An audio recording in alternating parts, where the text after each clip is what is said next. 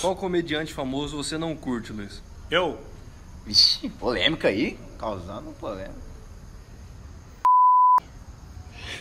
Eu não curto, que eu acho assim, não acho bom. Acha paia, gurizão. Você acha paia. Agora é sua hora. Agora ferrou, não sei, velho. Agora é sua hora. Não sei, mano. Que eu não Tem acho- nenhum que você fala... O cara é ruim. Vini Amorim daqui do Cuiabá. Ele vai ver essa p, você vai ver, cara. Já vai na Não, metade não tem, mano. Mas assim, por exemplo, Ah, acho que tem nada de fazer um tem paninho por quente. exemplo, Isso. tem quente.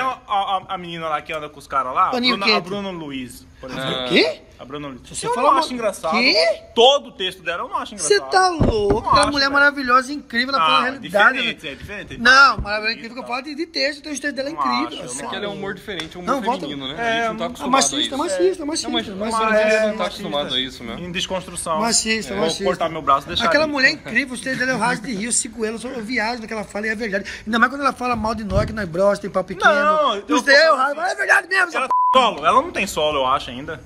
Não tem um solo, tem? Tem dela. Conseguia. Você está desatualizado, você tem uma má impressão, um lado machista, neopatriarcal, entendeu? Que não foi construído perfeitamente. Taxista, É. é tudo com isso. O seu Eu não consumo, o humor dela eu não consumo.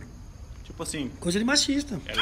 Mulher não pode ser engraçada? sigo ela, curto alguns vídeos, mas é o que eu tô falando, tipo...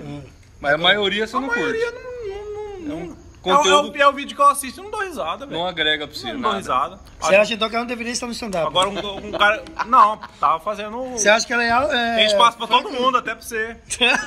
Seu cu. Ai, Até pra você Ai, que é então- virgem de pau. Eu só não fui no palco porque é pandemia. E se acabasse também, eu não ia ter coragem. É foda, mas é embaçado. Acho que é ela, cara, que eu olho assim, Vou marcar isso aqui, vou marcar ela. vou marcar.